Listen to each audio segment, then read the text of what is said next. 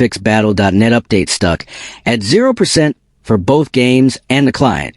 Are you frustrated because every time you try to update, Battle.net just sits at 0% and never progresses?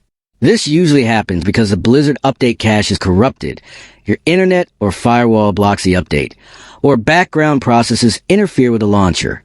Many solutions online are long, confusing, and hard to follow, asking you to reinstall the client, change system files, or run complicated commands, which can be risky and time-consuming.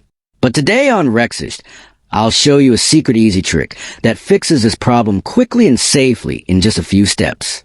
First, we'll clear the Battle.net cache to remove corrupted files. Then check network and firewall settings so the client can connect properly. And finally, restart the launcher and background services to ensure updates run smoothly.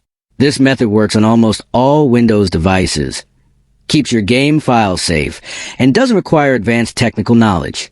If you want to make a full step-by-step tutorial showing exactly how to fix Battle.net stuck updates, leave a comment below, and I'll guide you through it on Rexist. Try this trick today and get your Battle.net client and games updating without getting stuck at 0%.